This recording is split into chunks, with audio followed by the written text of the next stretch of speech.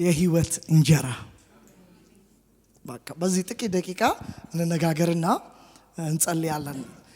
ዮሐንስ ወንጌል ምዕራፍ 6 ነው ጥቂት መነሻ ማደርገው። ሙሉ ሐሳብ ነው ያለው ግን እኔ ከ26 ጀምሮ ላንብብላችሁ። ምዕራፍ 6 እንግዲህ ታሪኩን ለመነጋገር ያህል እንዲመቸን ከማንበባችሁ በፊት ይሄ ኢየሱስ በአንድ ምዕራፍ ውስጥ ረጅም ቁጥር አለው። ብዙ ህዝብ ተከተለው፣ ብዙ ህዝብ ከሱ ሄደ የሚለው መጀመሪያው መከተል ነው። መጨረሻው ደግሞ መሰናከል። ተከተሉት ይላል፣ ተመለሱ ይላል። ይሄው ምዕራፉ ሳይቀየር ፈለጉት ይላል፣ ትተውት ሄዱ ይላል። ምዕራፉ ሳይቀየር በጣም ይፈልጉታል። ከዚህ በኋላ ወደፊትም ከሱ ጋር አልሄዱም የሚል ቃል አለ። ድጋሜ አንከተልም ብለው ተመለሱም ይላል። አንድ ምዕራፍ ነው ግን አስተውሉ። ሰው ምዕራፍ ቀይሮ እኮ ነው ብዙ ነገር በአንድ ምዕራፍ ይሄ ሁሉ ጉድ አለ ማለት ነው ወገኖች። ተከተሉት፣ ዳግም አንከተልም ብለው ተመለሱ ይላል። ይሄው አንድ ምዕራፍ። እረፍት እስከማይኖራቸው ፈለጉት፣ እያሙት ተመለሱ። የነ ያለኸው ያሉ እያሳደዱ አገኙት፣ እየሰደቡት ተመለሱ። ምዕራፉ ሳነብ አይ ሰው አልኩ እኔ ራሴ ለራሴ ሰው ከባድ ምን አለ ትንሽ አንድ ምዕራፍ ቢጨምርላቸው ጸሐፊው። በዚሁ ምዕራፍ ለምን እንደጨረሳቸው አይዶን ነው። ለማንኛውም ግን ታሪኩ ይሄ ነው። ብዙ 5000 ያህል ሰዎች የተመገቡበት ነው። ቁጥር ከ26 በፊት ስንመለከት ሚራክል ያየንበት ክፍል ነው። ከዛ ደግሞ ከ16 ጀምሮ ደግሞ በባህር ላይ እየተራመደ ሲመጣ ያዩበት ክፍል ነው። ቁጥር ከ22 ጀምሮ ደግሞ ስለ የተከተሉበትን ምልክት የሚተችበት ጊዜ። እስቲ ከ22 ጀምሮ ታሪኩ መጨረሻ ድረስ ያለውን በጣም በፍጥነትና ሃይላይት ለዛሬ እግዚአብሔር በእኛ አልፎ ሊናገረን የሚፈልገውን ሐሳብ እንድንከታተል ምን ይላል? በነገውም በባህር ማዶ ቆመው የነበሩ ህዝብ አንዲት ጀልባ በቀር በዚያ ሌላ ጀልባ እንዳልነበረች ደቀ መዛሙርቱም ለብቻቸው እንደሄዱ እንጂ ኢየሱስ ከደቀ መዛሙርቱ ጋር ወደ ታንኳው እንዳልገባ አዩ።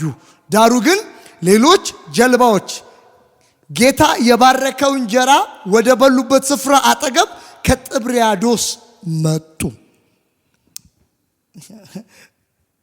ጸሐፊው ራሱ እንጀራ ወደ አበላቸው ስፍራ ነው የመጡት። እኛ ሀገር ቡዴና ይባላልና እቺ ነገር ከባድ ነች። ቁጥር 4 ህዝቡም ኢየሱስ ወይም ደቀ መዛሙርቱ በዚያ እንዳልነበሩ ባዩ ጊዜ ራሳቸው በጀልባ ገብተው ኢየሱስን እየፈለጉ ወደ ቅፍርናሆም መጡ። በጥብርያዶስ መጡ። ምግብ የበሉበት ቦታ አጡት። እያሳደዱት ደግሞ ቅፍርናሆም መጡ። መጀመሪያ የበሉበት የበፊቱ ቦታ መጡ።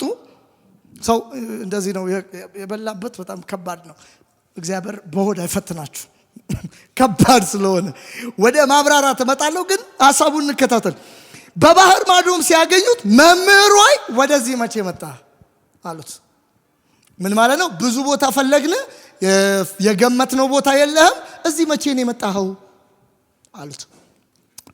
ኢየሱስም መልሶ እውነት እውነት እላችኋለሁ የምትፈልጉኝ እንጀራ ስለበላችሁና ስለጠጣችሁ እንጂ ምልክት ስላያችሁ አይደለም። በቃ ከዚህ ጀምሮ ነው ስብከቴ ያለው። ምልክት ስላያችሁ አይደለም። ለምንድን ነው ኢየሱስ ይህንን ታሪክ የነገራችሁ? ምልክት ስላያችሁ አይደለም የመጣችሁት ምን ማለት ነው? ራሱ እኮ ነው እንጀራ ያበላቸው አይደል? ራሱ ነው እንጀራ ውሃም ያጠጣቸው። ራሱ ነው እንዳይጠወልጉ በመንገድም እንዳይስዝሉ አስቤላቸዋለሁና እናንተ የሚበሉትን ስጧቸው ሲባል ማቴዎስ ወንጌል ምዕራፍ 14ም አሁን ያነበብኩላችሁ 6 ላይም መነሻው ራሱ ነው። ለምንድን ነው መብላታቸውን የተቸው? በዚህ መፈለጉ ስለፈለጉት ራሱ አሳይቷቸው ለምድር ቢገሰጻቸው ቃል በቃል እንዲህ ይላል ምልክት ስላያችሁ አይደለም ስለበላችሁና ስለጠጣችሁ ነው። ኦኬ ታሪኩ ምን እያለን ነው? በጣም የእግዚአብሔር ሰዎች ሁላችንም አዲስ አበባ ስለምትኖሩ ምልክት በደንብ ነው የምታውቁት። የቱ ጋር ነህ? በምልክት ነው። እንትን ሂድ ሲባል በምልክት ነው አይደል? ምልክት የሚጠቅመው ምንድን ነው ሲባል የምትሄዱበትን ቦታ የምትፈልጉትን አድሬስ ጠቋሚ ነው።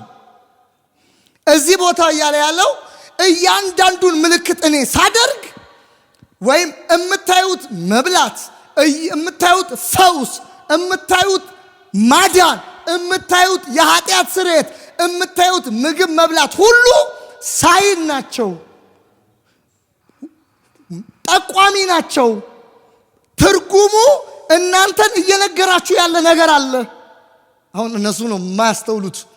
ለምሳሌ ወደዚህ ሀያት ነው የሚል ቦታ ላይ ደርሼ ዋው ሀያት ምናምን ብል እዚህ ጋር ቆሜ በሀያት በሚል ምልክት ብነቃቃ ያለው ቦታ አልደርስም። ወደ ሀያት የሚለኝን ሳገኝ መሄደው ወደዛ ነው ብሎ መሄድ ነው ምልክቱ። ምልክቱ አገኘው ማለት ይሄ ነው። ኢየሱስ እያላቸው ያለው የመብላት ምልክቱ ጠቋሚነቱን ትታችሁት እናንተ እህሉን ነው የምትፈልጉት አላችሁ። ሳንሰራ የሚያበላን ከተገኘማ በቃ ዝም ብለን እንከተለዋለን። መንገድ ላይ ሰብስበው የሚያበላን የሚያጠጣን ሐሳብ ከሌለብን ለምንድን ነው የማንከተለው? በቃ እሱን እንከተል ሲሉ ኢየሱስ እንዲህ እንድታስቡ አይደለም ይሄ የሆነው ብሎ ሲደበቅ እናያለን። ታሪኩ እንደውም ሊያነክሱት ፈለጉ ይላል። ስለዚህ ምልክት ማለት ምልክት ስላያችሁ አይደለም ማለት ትክክለኛ የሚራክሉን መንገድ አላያችሁ። ብዙ ሰው ቤተክርስቲያን ብዙ ሰው የጌታን ክብር ያያል፣ ምልክቱ አይገባው። እግዚአብሔር ይባርከዋል፣ ምልክቱ አይገባው።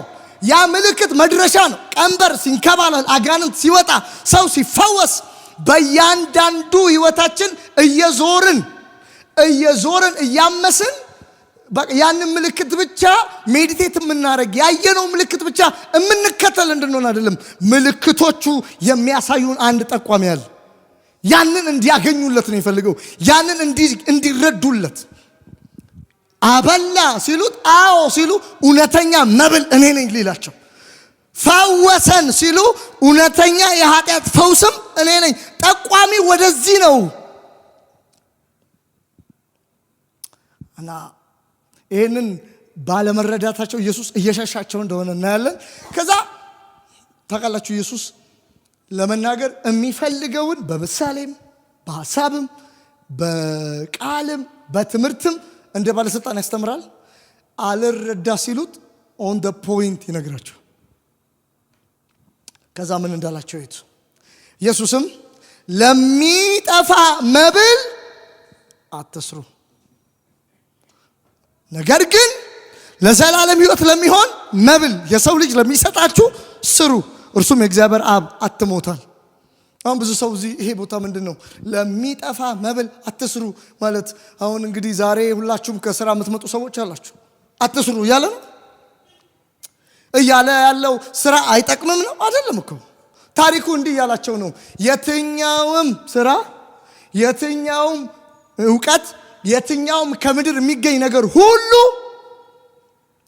የሚጠፋ ነው። በጣም በዚህ ምድር ላይ ልትደርሱ የምትፈልጉት ቦታ የሚጠፋ ነው።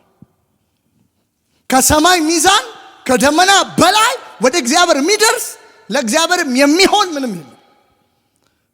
ይሄ ምን ማለት ነው? የዘላለም ፎከሳችሁ እሱ እንዳይሆን። ቢኮዝ የሚጠፋ ነው። ምን አይነት ነው መጥፋት? ምን አይነት ነው? ለምሳሌ አንድ ሰው በህይወቱ የሚያገኘው ምድራዊ የትኛውም እግዚአብሔር እንደወደደው ሰው፣ እግዚአብሔር እንደመረጠው ሰው ልባርካችሁ። በቃ አይምሯችሁ ሻርፕ ሆኖ ፒኤችዲ ማስተርስ ስሩ። ያ ግን ከሚጠፋ ማንነትና ዓለም ጋር እኩል ይጠፋል። ስለዚህ የዘላለም ስላይደለ መንፈሳዊ ህይወታችሁንም እግዚአብሔራዊ ፓርታችሁ የሰማይ ጉዳዮቻችሁን የሚነካ ይሁን እያለ ያለው ወደ ላይ የማይሄድ ነገር ስለሆነ እዚህ ምድር ላይ ፐርፌክትሊ ስሩ፣ ፐርፌክትሊ ነግዱ፣ ፐርፌክትሊ ጣሩ። ምሳሌነታችሁ ነው አንዱ፣ ማሳያችሁ ነው አንዱ። ግን መዘንጋት የሌለባችሁ ብቻ የሚል አይደለም ነው፣ ዋና የሚባል አይደለም። ቢኮዝ የሆነ ቀን እንደ ወረቀት ሲጠቀለል ወይ እኛን ደግሞ እንደ ወረቀት ጠቅልለው ሲሸኙን ራሳችን እናያለን ወገኖች። ብዙ ሰው በዚህ አይነት ህይወት ውስጥ ነው የሚያዘው።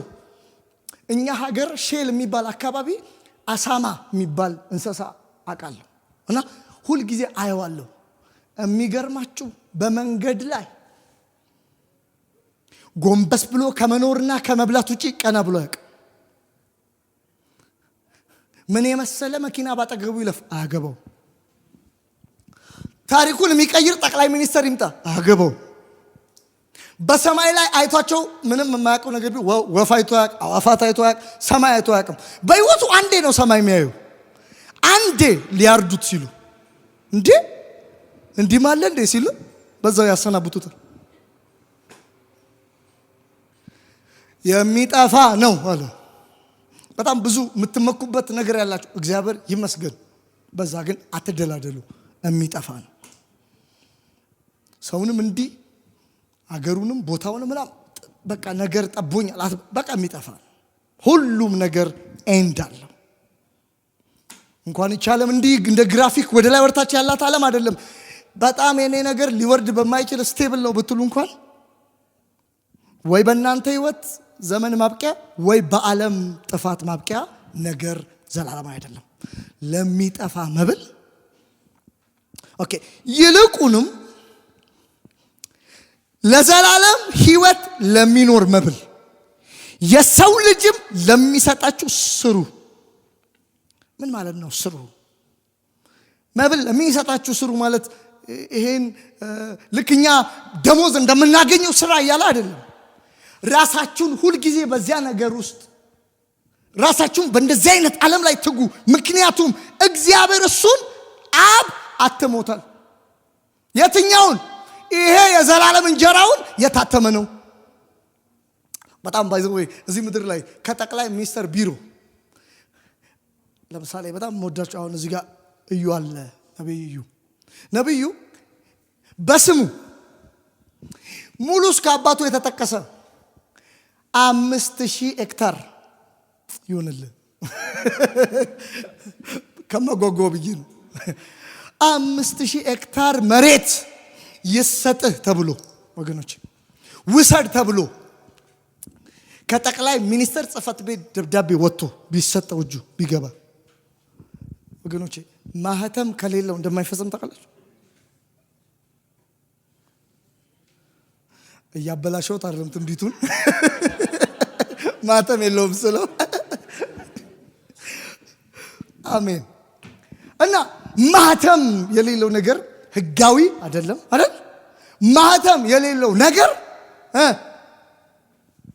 ሌጋል አይደለም የሚፈጸምም። እዚህ ምድር ላይ የትኛውም አብ አላተመውም ማለት ብዙ ያጠግበኛል ለዘላለም ህይወት ይሰጠኛል ቢባል ሀገር ለሀገር ቢዞር ቦታ ቢኖር ምንጭ ቢኖር ውሃ ቢኖር ጉድጓድ ቢኖር ጠበል ቢኖር ጋራ ቢኖር ሸንተረር ቢኖር እንደ ሀገር ቱሪዝም እንጠቀምበታለን እንጂ እግዚአብሔር ምን አላለውም? አላተመውም። ክብር ለእግዚአብሔር። የትኛውን ለዘላለም ህይወት የሚሰጥ ሌጋል የሆነ ከአብ ዕውቅና ያለው ማህተም ያረፈበት አንድ ነው። እሱ ማን ነው? ልጁ የሚሰጠው። ከዛ ውጪ ያለውስ ጥሩ ስራ ሊሆን ይችላል፣ የዘላለም ህይወት የለውም። ከዚህ በላይ ምን ክሬዚ ያደርገናል? ባይዘው አብ ያተመው ትክክለኛ እንጀራ ኢየሱስ ነው አለ። ሌላውስ አልታተመም። ምንም ይለው ያልታተመ ሁሉ የሚጠፋ ነው፣ ህይወት የለውም አለ። ዘላለማዊ አይደለም። አልታተመማ ወገኖቼ። አሁን እኔ እናንተ እኮ ቸርች ውስጥ እንቀመጥና ጊዜያዊ ጉዳዮቻችን ሁኔታዎቻችንና ያለንበትን ነገር አይተን ሰለብሬት ልናደርግ የሚገባንን መዳን እንረሳለን። የታተመ በአብ ዘንድ። ምን ማለት መሰላችሁ? አንድ ማህተም ህጋዊነትን ብቻ አይደለም የሚያረጋግጠው፣ ከየት እንደመጣም ይናገራል። ደብዳቤው ከየት እንደወጣ ሁሉ ያወራል። አብ ያተመው እንጀራ የቱ ነው? ኢየሱስ ነው። ሌላውስ የሚጠፋ ነው። ምንም አይነት ጫጫታ፣ ምንም አይነት ፕሮሞሽን፣ ምንም አይነት ሰዋዊ ግርግር ሊኖረው ይችላል። አብ ግን ከሰማይ ህጋዊ አላረገውም። ከማ በቀር? ከኢየሱስ በቀር። ቃል በቃል ምን አለ? ለሚጠፋ መብል አትስጡ፣ ነገር ግን ለዘላለም ህይወት ለሚኖር መብል ማለት የሚሰጣችሁ የሰው ልጅ ለሚሰጣችሁ መብል እርሱም አብ ያተመው ነው አላቸው። እንግዲህ የእግዚአብሔር ሥራ እንድንሰራ ምን እናድርግ አሉት። ኢየሱስ መልሶ ይህ የእግዚአብሔር ሥራ እርሱም በላከው እንድታምኑ እንጂ አላቸው። የእግዚአብሔር ሥራ የቱ ነው? የታተመበት ምግብ የቱ ነው? አብ ህጋዊ ነው ያለው የቱ ነው? ለዘላለም የሚያኖር የተባለው የቱ ነው? ይህ ምግብ አላቸው። ይህ ሥራ የማይጠፋ ሥራ እንስራ አሉ። ሁሉም የሚሞት የሚጠፋ ከሆነ በቃ ንገረን፣ የማይጠፋ ሥራ እንስራ። ንገረን፣ የማያልቅ ሥራ እንስራ። ንገረን፣ ይሄ የታተመውን ምግብ እናገኝ፣ የታተመውን ሥራ እናገኝ ሲሉት አይ እሱ በላከው ማመን ብቻ ነው አላቸው። ስለዚህ ዛሬ ዋና ሐሳቦቼ ጋር መጥቻለሁ። እንግዲህ እንኪያስ አይተን እንድናምንብህ አንተ ምን ምልክት ታደርጋለህ? ምንስ ትሰራለህ? አንተ የተላከው ከሆንክ በአንተ አምነን የታተመ ምግብ ካለ ምንድነው ምልክት? ምንስ ሰርተህ ታሳየናለህ አሉት። ይበሉ ዘንድ ከሰማይ እንጀራ ሰጣቸው ተብሎ እንደተጻፈ አባታችን በምድረ በዳ መና በሉ አሉት። የሚበላ ሰጥቶ ነው ምልክት ያሳያቸው። ሙሴ እኮ አባቶቻችን መና መግቧል አይሉትም?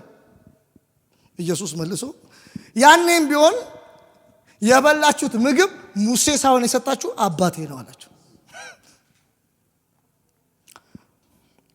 ከሰማይ ስሙኝ፣ ኢየሱስም እውነት እውነት እላችኋለሁ እውነተኛ እንጀራ ከሰማይ የሚሰጣችሁ አባቴ ነው እንጂ ከሰማይ እንጀራ የሰጣችሁ ሙሴ አይደለም። ያኔ ወርዶ ሲበሉ ያያችሁት ሙሴ ምልክት አድርጎ አይደለም፣ አባቴ ነው ይሰጣችኋል። ስለዚህ የእግዚአብሔር እንጀራ ከሰማይ የሚወርድ ለዓለም ሕይወት የሚሰጥ ነውና የእግዚአብሔር እንጀራ ከሰማይ የሚወርድ ነው፣ ለዓለምም ሕይወትን የሚሰጥ ነው አለ። ስለዚህ ጌታ ሆይ ይህን እንጀራ ዘወትር ስጠን አሉት። ኢየሱስም እንዲህ አላቸው፣ የሚሰጡትን ሲነግራቸው የሕይወት እንጀራ እኔ ነኝ፣ ወደ እኔ የሚመጣ ከቶ አይራብም፣ በእኔ የሚያምን ሁል ጊዜ ከቶ አይጠማም። ኦኬ፣ በጣም እችን ታሪክ ልንገራችሁ። አይራብም እና አይጠማም ባይዘው በጣም አላጎሪ የሆኑ ትምህርቶች፣ ስብከቶች አሉ አይደል? ጌታ ሆይ ትርበናለህ፣ ትጠማናለህ። የተራብነው የተጠማ ነው እሱን ሙላቱ ጋር ለመድረስ እንጂ ወይም ደግሞ የእርሱ ሙላት የማይደረስ ጥልቅ ስለሆነ ዛሬም እየፈለግነው እንሄዳለን እንጂ እንደ አንዳንድ ጠዋት በልተን ምሳ እንደሚርበን አይነት ባዶነት አይደለም። ኢየሱስ በአፒታይት ምግብ ውስጥ እንዳለ ረሃብ ምንም ከዛ ጋር ያይዘነው አይደለም የምንራበው። እኛ በቀመስነው ልክ ጥጋባችን በሆነው ልክ ከሱ ውጪ ሌላ እንዳናይ ተደርገን ዕለት ዕለት እሱን ነው የምንናፍቀው። ለምሳሌ እየራበን አሁን የራበው ሰው ምግብ ሁሉንም እንደሚበላ አይነት አይደለም የኢየሱስ ረሃብ እኛ ጋር ያለው። እሱን የሚያስርብ ነው ረሃባችን እንጂ ወይኔ ራበኝ ታስፈልገኛል ብሎ ባዶ እንደሆነ ሰው አይደለም የምንጠማው። በራሱ ምግብ ወይም እሱን እንደቀመሰ ሰው ያ የሚጣፍጠው ጥጋብ እንደሌለው፣ በጣም የሚጣፍጥ ምግብ ያጠግባል አይደል? ልክ እንደዛ አይደለም። የሚጣፍጥ ነው ግን የማይጠገብ ነው። ልክ እንደዛ ነው የምንራበው። እቺን ሐሳብ በዚህ ትምህርት ውስጥ እኛ ብንኖር ቀድሞ የምናቀው የአባቶቻችን የክርስቲያን ወግ ይገባ ነበር። የአባቶቻችን ስብዕና እንረዳው ነበር። ይሄ መገለጥ ያረካቸው ሰዎች እንደኛ በአማረ ዝማሬ በችክችክታ በሬጌ ሳያብዱ በየቀኑ ኮንፈረንስ ሳይሄዱ በየቦታው እጅ ሳያስጭኑ አንድ ባይብል ምዕራፍ አንብበው ዘመናቸውን የኖሩለት ይሄ ቃል ገብቷቸው ነው። ምን የሚያረካ ህይወት አግኝተው። ይህን ታሪክ እንዲገባችሁ አንድ እኔ ያደኩበት አካባቢና ቤተሰብ ድሬዳዋ ላይ የኛ ሶሻል ላይፋችን እንግዲህ ብዙዎቻችሁ እንደምታውቁት ጠንካራ ነው። እዚህ ደግሞ የስጋ እህቴ አለች እና እኛ ሰፈር ውስጥ በማህበር ነው የምንበላው። ልጆች ነን። ሁሉም እየሄደ እንበላለን። ወይ አንድ ሰው ቤት እንበላለን፣ የኛንም ምሳ ይዘን እንበላለን። እኛ መሃል ያላዋጣ ያዋጣ የሚባል የለም። ከቤቱ ያገኘውን ሰው ይዞ ይመጣል፣ የደረሰ ይበላል። በቃና እንዲህ አይነት ሶሻል ላይፋችን ስትሮንግ ነው። የኛም ቤት እንጀራ ትንሽ ሙስሊሞች በእኛ አካባቢ ስለነበሩ ሩዝ፣ ፓስታ የነሱ ምግብ ቤት እኔ ወዳለው ምግባቸውን፣ እነሱ ደግሞ የኛም ቤት እንጀራ ወጥ ይወዳሉ። ስለዚህ አብረን የምንበላው እና አንድ የኛ ቤት አጠገብ ጎረቤት ሲስተር በደንብ ታውቃቸዋለች። አንድ አለ ስሙን መጥቀስ ስላልፈለኩ ነውና ቤተሰቦቻችን ሁሉ የሚቆጡን እንዳትቀላውጥ የሚባል ቋንቋ አለ እኛ ሀገር። እንዳትቀላውጥ ይላልና የሚያሰድቡ ስለሚመስላቸው ብላ ናውጣ ሲል እዚህ አምጣቸው እንጂ ሄደ እንዳትበላ ሁላ እንባላለን። እኛ ግን አንሰማም። ጌታ ይባረክ ልጆች ስለሆነ እና በተቃራኒው እንቀላውጣለን ማለት ነው።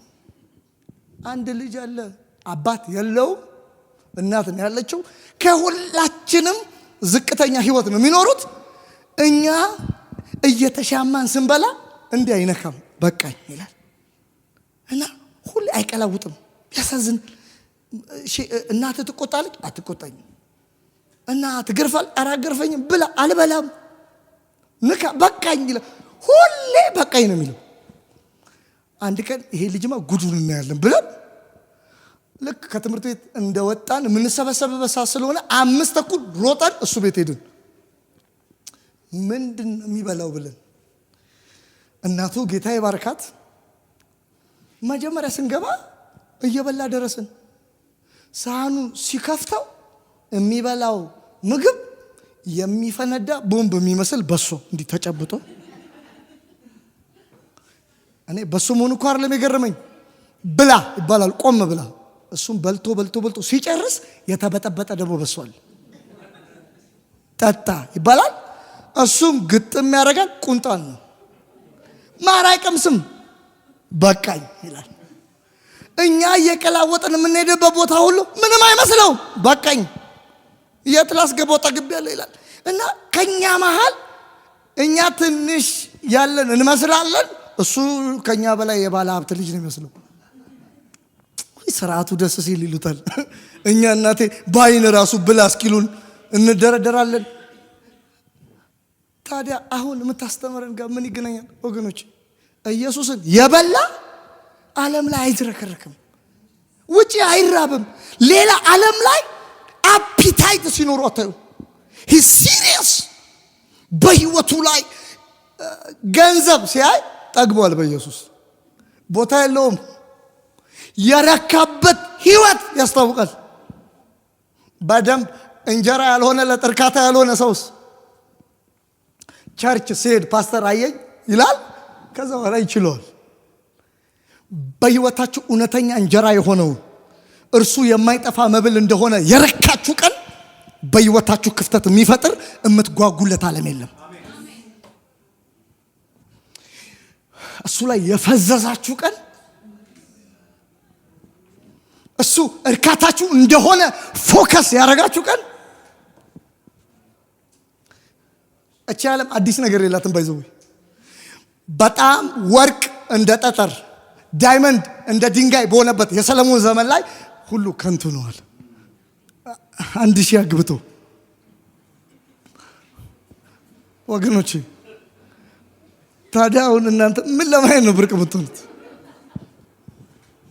ምን ነው ያስደነቃችሁ? የትኛው ነው ታዲያ አሁን እኔ ካላየሁት የሚያስብልህ? አንዳንድ ጉዳይ ዓለም አዲስ ነው ባለች ጉዳይ ቫይራል ነው ባለች ጉዳይ እንዳትጓጓ የሚያደርግህ የበራል የበላኸው ሲገባ ብቻ ነው። ምን ሆነ ነው ሲሉ ጠግቤ ነው በኢየሱስ ምን ሆነ ረክቼ ነው ምንድን ወደዚህ ዓለም አትመጣም እኔ እንጃ አያጓጓኝም። ወደዚህ ዓለም ለምን አትቀርብም እኔ እንጃ አያጓጓኝም። እህቴ ለምን እንደዚህ ተፍተፋቲም ነው እንዴ አልገባ እኔ እኮ የምታወሪኝ አይገባኝም። ቢኮዝ የገባብን በላጭ ዛሬ እግዚአብሔር ገሰጸው። ሰይጣን ቁልጭ ያለው ስንቱን አወጣው። እንዲህ ደሞ ቢሰጣቸው እኮ ጥሩ ነው። እንዲህ ያለ አይሰጥም። ክፋቱ እንደዚህ ይላል ሲል አይታ ትሮጣለች በዛው ሰንታል ጌታዊ ስራ ሲላት ነይ ይሄው አለ ይላታል። ቸርች ታቆማለች፣ አገልግሎት ታቆማ፣ ጌታን ታቆማ። ስትሄድ የለም አርቲፊሻል። አንዳንድ የሆነ ቤት አላየም ጠረጴዛ ላይ ሙዝ ነው ግን የውሸት ነው። አበላውም አይበላሽም አበላውም። ኢየሱስ እንደዚህ ያደርጋል ያኖረን። ህይወታችን ቢመረመር የረካንበት የጠገብንበት አንድ እውነት አለ። የዘላለም እንጀራችን ኢየሱስ። በሰው ስብዕና በፓስተሩ አያያዝ አይደለም እዚህ ደረስ ነው። እንዳውም ካስፈለገ አስወጣተውናል። እንዳው አልንለቅም ያለው ጌታን አይተን እየገፉ ራሱ አይ አንወጣም ከቸርች ያለው እንደ ቸርች እኮ ሌላ ቦታ እኮ አባብለው አታየውም በምናምን ዘግተው አንድ ቀን አየዋለሁ እያልክ ምን እንደሆነ ሳይገባ ታረጃለህ። እዚህ እንደገባ አዳራሽ ነው፣ ፑልፒት ነው፣ ፓስተር ነው። ምንም የሚደበቅ ነገር የለም። በአንድ ቀን እናባራለን። አልወጣም ያልከው አንድ የበላው እንጀራ እኮ ኢየሱስ የሚባል የዘላለም እንጀራችን። ሃሌሉያ! የትላንቱን ስብዕና የረሳንበት ማንነታችን የተቀየረበት የህይወት እንጀራ የእርካታ ምክንያት ኢየሱስ። ኢሳይያስ 25 ላይ እንዲህ አለ፣ እግዚአብሔር በዚህ ተራራ ላይ ታላቅ የሰባ ድግስ አዘጋጀ አለ። ያም ቅልጥም የሞላበት ያረጀ የወይን ጠጅ ነው አለ። ይሄ ሁሉ ለአሕዛብ የሚሆን እንጀራ ነው አለ። ማንም መጥቶ ከዚህ እንጀራ ይብላ። ይሄ እንጀራ ሞት ይውጣል፣ እንባ ያብሳል አለ። ሃሌሉያ! ለዘላለም ስድብ ያስወግዳል አለ። በልተን የጠገብነው ኢየሱስን ነው። አንዳንዴ ባይዘው ብዙ ስለ ኢየሱስ ያረገን ለማብራራት ጎረቤት አያስፈልግንም። የድሮ ፎቶ በቂ ነው። እግዚአብሔር ምስክሬ ኪሳችንም ሞልቶ ሳይሆን ህይወታችንም ሞልቶ ያረካን ጌታ። እንዳውም ቢጠጉን ትላንት 10 አንድ ጥያቄው 0 ተጨምሮበታል። ለምንድነው ግን ያልከሰርነው? ለምንድነው ህይወታችን ያልፈሰሰው? ማሰሪያ የሆነን ይሄ ነው የማይጠፋው መብል አላቸው። ባይዘው ከኔ የሚጠጣ አለ ለዘላለም አይጠማው፣ ከኔ የሚበላ ለዘላለም። በጣም ብዙ ሰርጎች የደጋሹን ሀብት የሚያሳይ ነው አይደለ? ቢፌ የእግዚአብሔር ትልቁ ሀብት ኢየሱስ ነው። ቢፌው ላይ ያለው ይሄው የመጨረሻ ሀብቴ ይልሃል።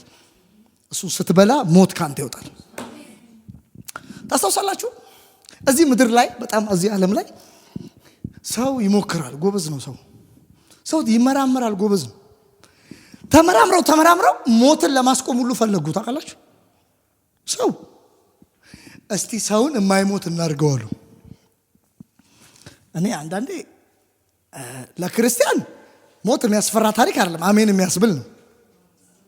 እዚህ ጉባኤ ያልገባ መሰለኝ የመንፈስ ሞት መሻገሪያችን ነው። በዚህ ልብስ እኮ አናየውም፣ አውልቀን ነው። እሺ ሌላ ጊዜ በትምህርት መልክ መጣለው ከዚህ መገለጥ እንዳትወርዱ ልቶ። ሰው ግን ሞት ለማስቆም ተመራማሪዎች፣ መንፈሳዊ ያልሆኑ ፈላስፋዎች፣ ሳይንቲስቶች ሞክረዋል ሰውን የማይሞት ለማድረግ። ይሄ ከንቱ ሙከራ እንዳይመስላችሁ። ልጅ ያለ ማህፀን ሲሞክሩ አይተን ፈውስን የሚያክል አይሆንም እንጂ የተቆረጠ እጅ ተቀጥሎ ሲንቀሳቀስ ሞክረዋል። ያው ክፉ እውቀት ካልሆነ በቀር ጥበብን ስለሰጠ እግዚአብሔር ይመስገን። የኔ ጥያቄ ሰውን እንዴት የማይሞት እናርገው አይሉ? ሞት እኮ አንዳንዱ ነገር ጥሩ ነው። ምድር ላይ ሰው ባይሞት ኖሮ አንዳንድ ሀዘን ብቻ እኮ አይደለም የሚሆነው፣ አንዳንድ ቦታም እኮ እልልታ ሆኗል። ክፉ ሰዎች እዚህ ምድር ላይ ቢቆዩ አስባችሁታል? ይችላል ሞት የሚባል ነገር ባይኖር ምድር አስጨናቂ ነበር። እግዚአብሔር ገላገለ ምንለው እኮ ስንታል ለቤተሰብ ለአካባቢ ነው እንጂ የሚከብደው ሞት የሚባል ነገር እኮ ነው ይሰደል። እሺ ማተስማሙ ከሆነ እኔ ችግር የለውም፣ ግን ሁሉም ሰው ባይሞት ይቻላል ምን ትሆናለች? አስቡት። ሂትለር አሁን ቢኖር፣ ሙሶሎኒ እዚህ አሁን ቢኖር መውሰዱ ራሱ አንዳንዱን ያው ስፒሪቹዋል ደግሞ ስንሆን ሞት ደግሞ አንፈራም። እሺ ትቼዋለሁ። ወደ ዋና ነጥቤ ግን ልምጣ። እዚህ ክፍል ውስጥ የምናነበው ሞትን ለማጥፋት እቺን ብዬ ተናግሬ በቃ በእውነት እንጸልያለን፣ እናመልካለን። ሞትን ለማጥፋት ሲፈልጉ ምን ቢያደርጉ ጥሩ ነው? ተመራምረው አንድ የሚገርም መጽሐፍ ቅዱሳዊ ማስረጃ ይዘው መጡ። በመጽሐፍ አያምኑ፣ በእግዚአብሔር አያምኑ። ግን ምን እንዳሉ ላሳያችሁ። ሰው ሟች እንዳይሆን ማድረግ አንችልም። ለምን ሲሉት ሰው መጀመሪያ ራሱ ሰውን እንዳይሞት ማድረግ ያለብን የማይሞት ነገር ከበላ ብቻ ነው። ሳይንሱ ነው። ሰው ለዘላለም እንዲኖር የሚያደርግ ሞት እንዳያገኘው ማድረግ ካለብን የማይሞት ነገር መብላት አለበት። ምን በላ ሁሉ የሚሞት ነው ማለት ነው። እሺ ፍየል የምትበሉ ሰዎች ጌታ ይባርካችሁ። ፍየል ቅጠል ይበላል። ቅጠሉ ደግሞ መልሶ አፈር ይሆናል። ከአፈር አለ የሚበቅለው። ስለዚህ መልሶ የሚሞት የሚበሰብስ ነገር የምንበላው ከሚበቅለው ከብስባሽ እንበላለን። መልሶ ደግሞ የሚበሰብስ ሪሳይክሉ እንደዚህ ነው። ስለዚህ ሰው የሚሞት ነገር ስለሚበላ ነው ማይኖረው አሉ እና ይሄ መገለጥ እግዚአብሔር ይባርክ። ለዚህ ነው ከሰማይ የወረደ እንጀራ እኔ ነኝ አለ። ከምድር የሆነ እንጀራ ሁሉ ሰው በልቶ ይሞታል አለ። እኔን ግን የሚበላ ከሰማይ የወጣ እንጀራ እኔ ነኝ። እኔን የሚበላ አይሞትም። ለምን? እንጀራው ከምድር አይደለም። ከምድር የሚሆን ሁሉ የሚሞት ነው። ስለዚህ ይሞታል በልቶ። እኔን የሚበላ ግን አሜን አሜን። በጣም የሚገርማችሁ ዘንድሮ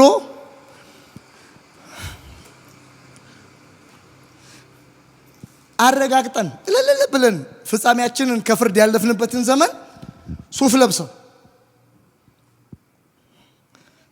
ከረባት አድርገው ፑልፒት ይዘው የሚነግሩ ሰዎች አሉ። ድሮ ጥምጣም አድርጎ የሆነ ነገር አድርጎ ነበር የሚያስፈራራን። አሁን ደግሞ ሱፍ ለብሶ መጥቷል። ሁለቱንም ትምህርቱን አንስተው እኛ ችግራችን ከሰው አይደለም። አንድ ነገር የሚገርመን ኢየሱስ የህይወት እንጀራ ነው። አሁን አንድ ሰው ከዛ ከተባበሩት ከሚባል አካባቢ ያው ሀገር እያወቁ ስለሆነ ነው የምጠቅስላችሁ። ከተባበሩት ወደ አያት እየመጣ ማለት ነው። መንገድ ይዞ እየሄደ ሲጨርስ ራሱን የሚያገኘው ሀያት ጋር አይደል? መንገዱ ስለሆነ በዚህ እየሄድኩ ነው ግን የት እንደምሄድ አላቅም አይልም። ኢየሱስ መጣና መንገድ ጠቋሚ አይደለሁም አለ። እኔ መንገድ ነኝ። ኦኬ ወዴትም ሄድ ወደ አብ። ስለዚህ ኢየሱስን የያዛችሁ መንገድ የያዛችሁ ሰዎች ፍጻሜያችሁ እዚያ ምድር ላይ ስታንቀላፉ ራሳችሁን የምታገኙት አብ ጋር ነው። ለምን? መንገዱ እዛ ነው የሚያደርሰው። ሃሌሉያ! የዘላለም መንገዳችን ኢየሱስ፣ መርኪያችን ኢየሱስ። ታዲያ ምን እያልከን ነው? የዘላለም ሕይወት አለን። በጣም አሜን የሚያስብለው ግን ዛሬ ኢየሱስ የዘላለም ብቻ ሳይሆን ለዓለምም ነው። አሁን ብዙ እቺ አጣጣላ ነው። የዘላለም ነው ፕሬዝ ጋድ። አንዳንዱ እኮ ድኛለሁ የሚለው ቃሉን አምኖ መንፈሱ ገብቶት አይደለም። አንዳንዱ የሚሰራው ኃጢአት እንዳያስቀረው ነው የሚያስፈራው። ራሱ ነው የሚያስፈራው። ድኛለሁ እያለ ኮንፌስ የሚያደርገው ከያዘው ኃጢአት መንጭቆ መውጫ ነው። ወይም በአጭር ቃል ህሊና ክፉ ነው ይጠይቃል።